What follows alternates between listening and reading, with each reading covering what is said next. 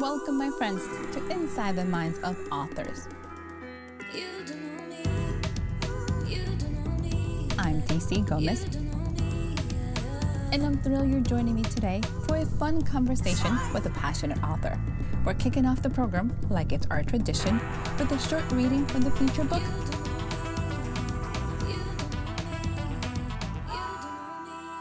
I hope you guys enjoy it.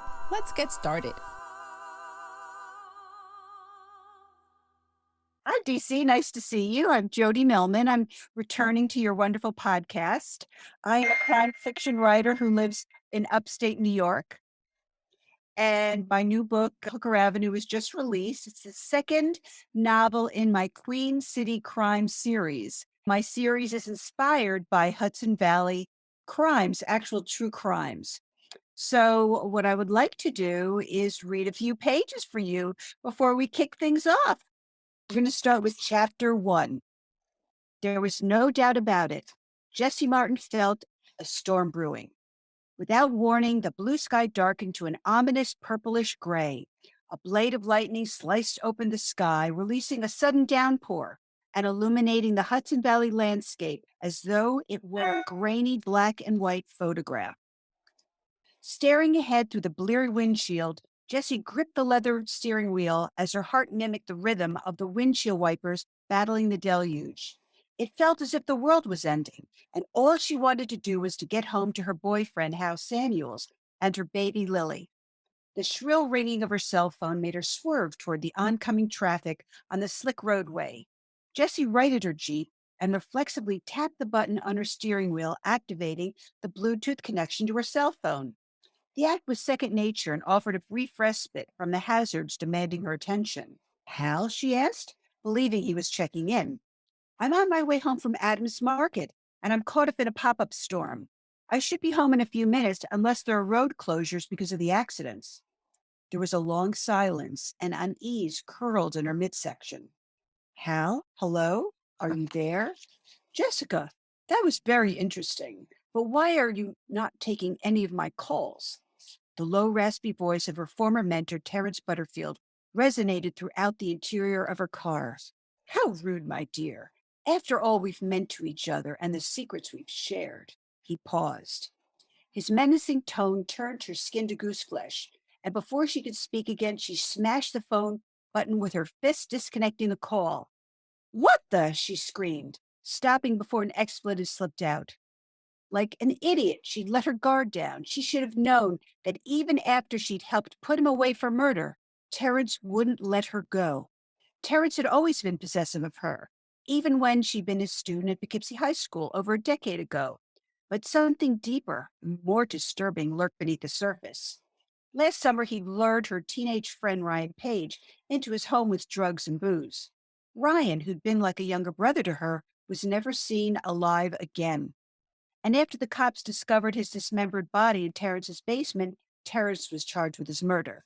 It still alarmed her that Terrence, her father's best friend and one of the most popular faculty members at the school where her father was principal, was a psychotic, cold-blooded butcher. And as unreasonable as it may be, she felt responsible for Ryan's death because she'd been blind to Terrence's true nature, the monster hiding behind the charming mask. His voice sounded so crisp and clear that he seemed to be sitting next to her in the passenger seat, his icy breath whispering in her ear. With Terrence's vampiric presence lingering inside her car, Jessie's eyes cut to the rearview mirror. Only the pitch blackness of the stormy night reflected at her. Then, out of habit, her eyes whipped to the car seat buckled in the back. It was empty. Thankfully, 9-month-old Lily had stayed at home with Jessie's mother, while she'd made the quick trip to the grocery store. The storm, the traffic, and the groceries rattling around in the hatchback had monopolized Jessie's thoughts, as it should have. She'd been too focused on them to expect that Terrence would call her again. It had been 2 days since Terrence's last call, and the problem was he never contacted her from the same number. He was a sneaky bastard. Sometimes he'd call her house, sometimes her cell phone, but he's always phoned when he assumed she was alone. It was unbelievable that a murderer, albeit a murderer acquitted on the grounds of criminal insanity and institutionalized in a state-run psychiatric center, could contact her. As she viewed it, stalk her. Jessie wasn't sleeping. She wasn't eating. She flinched whenever the doorbell or the phone rang, even if it was her parents or Lily's father, Kyle Emery, or Hal. She kept Terrence's call a secret from everyone, but Jessie felt like she was about to snap. Another downpour engulfed the Jeep, and Jessie's gaze darted back to the highway. She hadn't thought it could rain any harder, but in an instant, Mother Nature had unleashed a tantrum. Squinting to see through the misty sheets of rain, Jessie's grip on the steering wheel tightened. Her fingernails sliced into her palms, and her arms trembled as she fought to steady the Jeep on the slippery roadway. She needed to pull off the road. She needed to get it together. She switched on her turn signal and then flipped on the emergency flashers. She coasted off the highway onto a narrow shoulder, parking a safe distance from the road on a grassy patch enclosing a strip mall parking lot, and inhaled a deep breath. As the storm swirled about her, she wondered why her life was so damn complicated. For years, Terrence had been her friend, her teacher, her mentor, even her confidant. Then he'd become her greatest betrayer. To get the murder charges against him dismissed, he'd accused her of violating his attorney-client privilege, jeopardizing her law license. He'd alleged that she'd informed the cops about Ryan's murder, and he'd confided in her about the killing. But she hadn't talked. Kyle had called the cops and had only admitted it under oath at a pre-trial hearing to dismiss the charges. Although Jessie had been exonerated of all wrongdoing, Terrence's unfounded accusations had caused her irreparable damage. She lost her prestigious job, her fiancé Kyle, and almost her life and her child. "Don't be stupid," Jessie mumbled under her breath, battling the aftershock of Terrence's call. "He's been locked up for 9 months and won't be released ever." While the thoughts reassured her, Terrence had been harassing her ever since his commitment, and she hadn't done a damn thing to stop him. She believed she was rid of him, but her inaction, her passivity, was allowing her to ruin her new life with Lily and Hal. The nagging tightness in her shoulders relaxed as she decided, there and then, to seize control. Resolving, the Terrence crisis was on her, not on him. She'd hatch a plan and, if necessary, seek Hal's help. After all, he was the district attorney who prosecuted Terrence. The rain was letting up, and her yellow emergency signals pulsated in an eerie disco beat over the shimmering landscape. She switched them off and flicked on the high beams as she wiped the condensation, blanketing the inside of her windshield. As her eyes adjusted, her vision followed the muted light of her Jeep's headlights deep into the rain-drenched darkness. A car length or two ahead, the lights reflected off a glittering object lying in a shallow puddle. For a second, the twinkling lights were like tiny snowflakes, mesmerized her. Then her sight expanded, focusing on what appeared to be a bulky, glistening mask. At first, it appeared to be the size or shape of a small child, but it couldn't be. Logic told her that the object was probably a bouquet of deflated mylar balloons, a pile of white garbage bags, or a golf umbrella blown off to the side of the road. Her eyes and imagination had been screwing with her because any reasonable person would have taken shelter in the storm. Jessie's thoughts flickered back to Lily and the news about toddlers wandering out of their homes and into the woods. Her paranoia might be far-fetched, but the shiny rolling waves looked more like the curve of the shoulder than a deflated balloon. Another glance at the toddler-shaped mask confirmed that it was too human to ignore. She needed to take a closer look.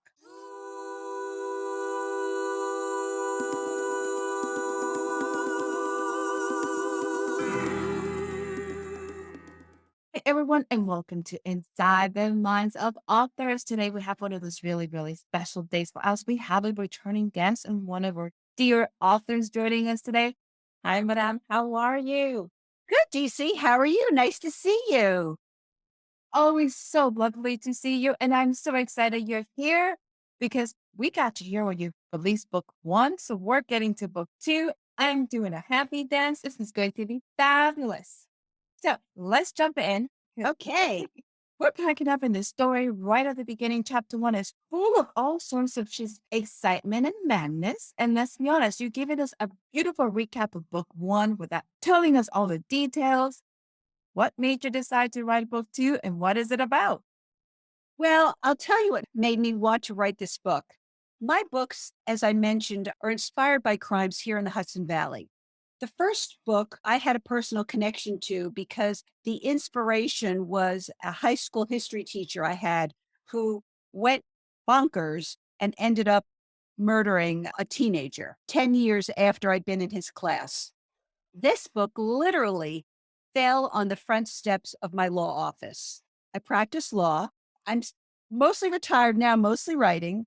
But in 1995, my business partner, I bought a building in downtown Poughkeepsie to house our offices.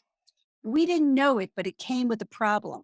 The problem was that prostitutes were used to the property being vacant, and that became not their home, but a place where they would hang out and pick up their jobs. Well, we had a problem because they were soliciting our clients as they were coming in. We kept calling the police, asking them to please move the girls along. And this is in 1995. Gradually, over time, the girls disappeared, and we thought it was the police. We came to find out in September of 1998 that literally a serial killer had been soliciting the girls on our front porch, taking them back to his house, and murdering them. Oh my God. We talked about it in the first podcast, and I was like, that is insane in so many ways. But Yes. I'm excited you took the story and put it into a book. Well, what I did was I always like to take the seed of the story. The story is about 8 women who have vanished and nobody knows what happens to them. They're cold cases that the police have not bothered to investigate. My main protagonist, Jessie Martin, is introduced to this mysterious woman that she literally saves from drowning in this ditch, who happens to be a sex worker who escaped the clutches of an attacker slash killer. So we have these two threads that are kind of intertwined with each other. This story of Jessie and her relationship, both professionally and personally, with various woman, and how it leads her into the path of literally her estranged best friend, who's a detective investigating these vanishings, and the path of her former boss, who was her nemesis in the first book, and also into the path of this attacker and this killer. It was really fun to write where I take these seedlings and then say to myself, how would my characters react in this circumstance? And that's the beginning of the story.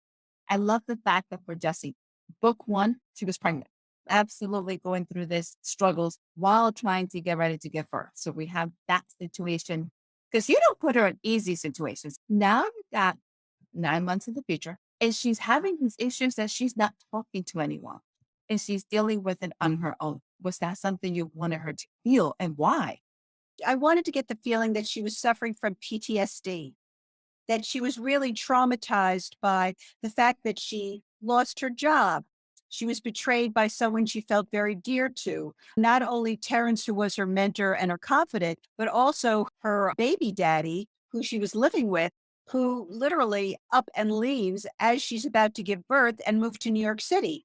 So she's also in the beginning of a relationship with Hal Samuels. He was in the first book, the assistant district attorney. He's now the district attorney. She's got good things happening. She feels like her life is turning the corner, except she still can't get rid of Terrence. Because this is interesting. You have to realize that Terrence never went to jail.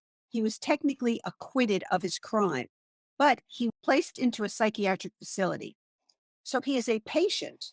As a patient in the New York State system, you have a Bill of Rights. That Bill of Rights allows you at any time to have contact, telephone contact, free contact with anybody. So there's nothing to prevent him from calling her, harassing her, nothing to stop him from constantly trying to bring her back. Just like Fredo, once I'm out, you try to bring me back. I mean, that's exactly what's going on. And for a long time, she's thought, okay, I don't know how to deal with this. I just don't know how to get a grip on this. And we start the book with her coming to the realization that it's on her. She's got to make that step to do something to terminate Terrence's interference in her life. That is such a powerful message for everybody because sometimes we just want to close our eyes and hope it goes away. Right. It's not going to go away unless she does something about it, and she has to become much more involved in what she's been doing. And right now, passively closing her eyes and hoping this man leaves her alone is insane.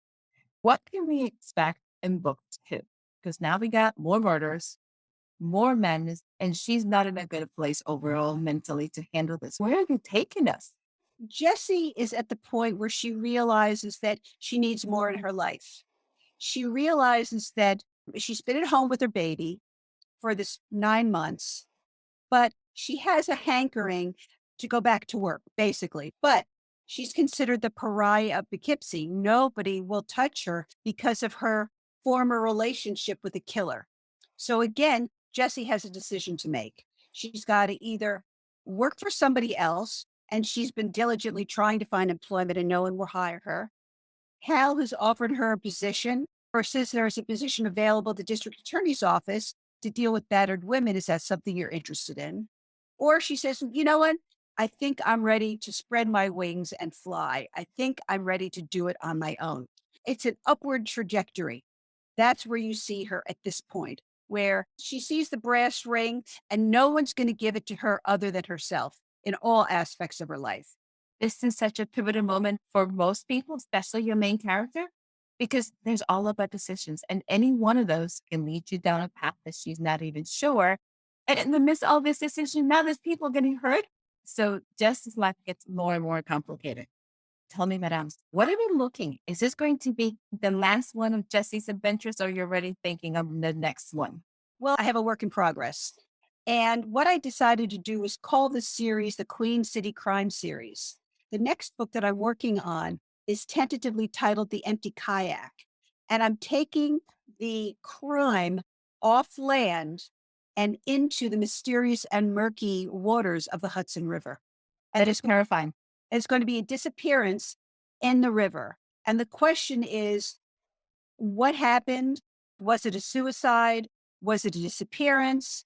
And exactly what is going on here? And if there is foul play, who did it?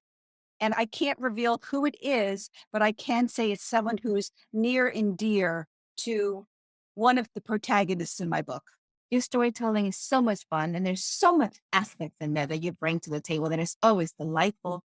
How much of yourself do you always see adding into your characters? Because you're talking a lawyer, your background was in law. How much do you normally put into it? I would say a lot, because they start out as legal thrillers, because there's always some aspect of the law that I'm discussing and that I would like to educate people about, whether it's understanding the criminal justice system. In this book, it talks mostly about women who have vanished and the inequality of police investigations for minorities, women who are not considered to have any value in society. So there's that type of social issue that's built into Hooker Avenue. The next one, I'm trying to really figure out what the theme is going to be, but it's going to have to do with deception again, and not knowing the people that we think we know and that the people who are closest to us. And that was a big theme in the first book. Not so much in this book, but in the first and the third book really have very similar themes in that regard. The fact that you're completely trying to educate us while giving us a thrilling story touches my heart, because that's the best way to express a really complicated concept is through a visual representation. So you're doing amazing. Congratulations. Yeah, thank you. Super, super exciting. Tell us what happened. You got things happening. You got things moving along. As our readers are going through this book and as the listeners are going from it, what is one thing you want them to take from book 2? First of all, I've introduced a new character, and she is Detective Ebony Jones. And so she's kind of a co-protagonist with Jessie. And she is really the one who is the champion of these women who have no voice. So what I would like people to take away is that every missing person has a voice. Every missing person has the right to be sought after. And not just because they are a social media star like Gabby Petito. I mean, there are missing children, there are missing women, there are missing men who, just because they don't have the recognition, their cases have been dropped. So I'm really trying to point out that inequality in this book, and that everybody deserves a voice. It's very, very important. And a lot of the times there's an opportunity to educate without being preachy, and you have taken it. So I love it.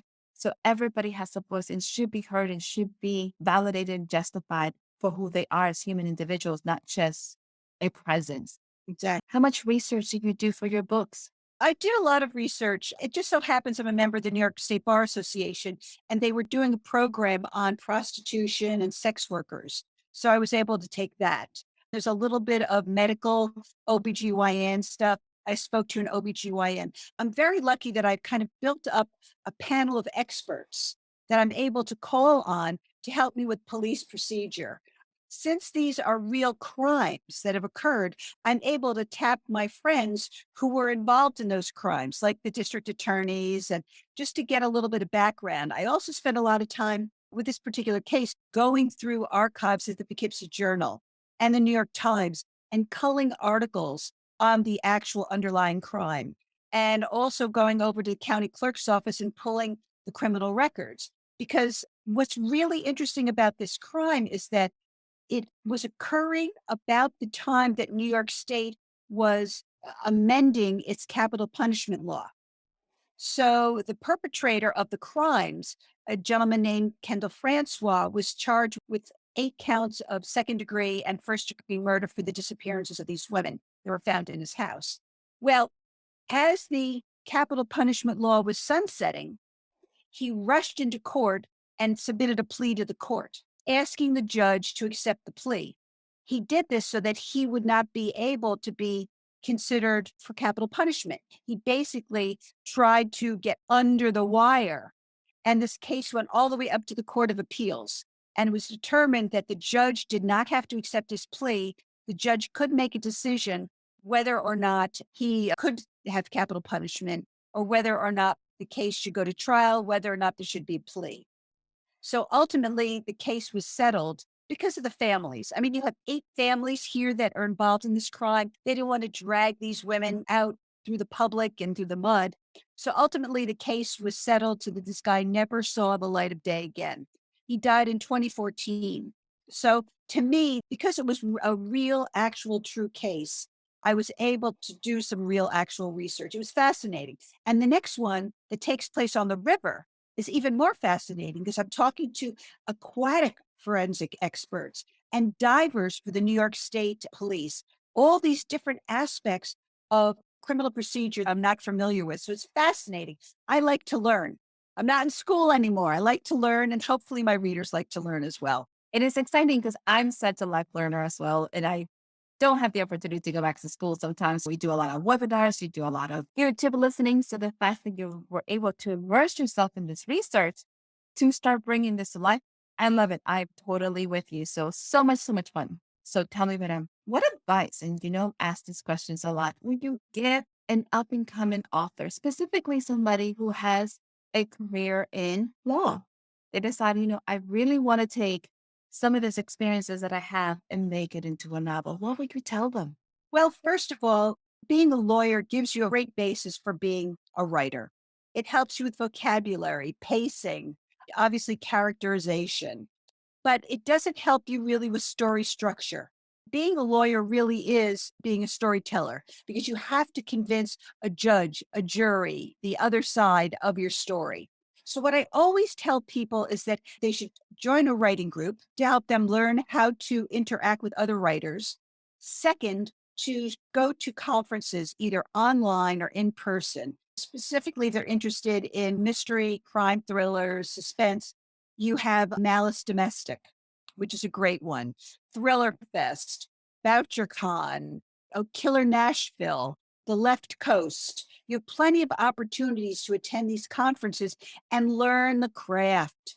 As a writer, you have to learn the craft. Everybody thinks, oh, I could sit down and write a novel. And then once you sit down and you try, you really have no idea what you're doing. So take some shorthand advice and go to some of these conferences and join a writing group. Two biggest things you can do for yourself as a writer. Great advice, and to our listeners, absolutely. While writing, it is definitely a creative process. There is a craft, and you can improve the craft and make your life so much easier Yes. than trying to struggle through it on your own and kind of going, did I do it right? So, madam, I can chit chat with you forever, and I'm so excited. Congratulations on the book. Hooray! Hooray! So, are you ready for a lightning round? Yes, I am. All right. Super easy. Do not think too much about this. Let's see how you do. Android or Apple? Apple. Okay. Home cooked meals or restaurant? Home cooked meal every time. What I'm thinking. Fruit or veggies? Fruit. Scary movie or comedies? Comedy. Nice. Here's a little different. Let's see how you do. If you could have any superpower, what would you have?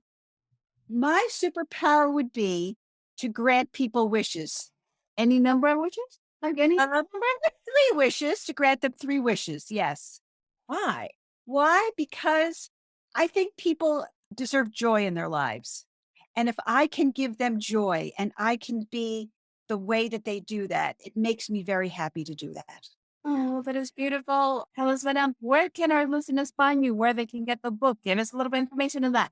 Okay, well, they can go to my website, which is www.jodemillman, Jode, Millman, Millman.com.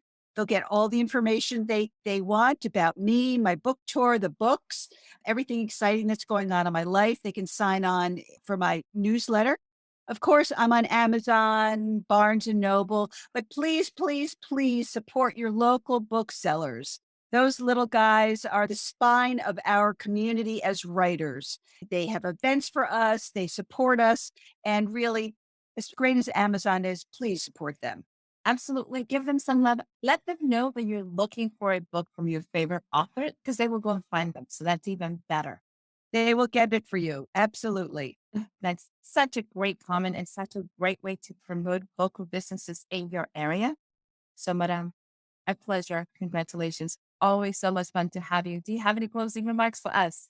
Thank you so much, DC. This was really a lot of fun. I appreciate you allowing me to open up my writer's mind and spill it on your lap. It's always a blast. I love your creative process, and I'm sure our listeners enjoy our conversations as well. But you have an amazing day. Continue to stay rocking this book and series. Congratulations to our listeners. Thank you so much for joining us. Go ahead, give this podcast a like, share it with your friends. You know, we're always better when we're growing together. And we'll see you guys again next week for another amazing author. Bye.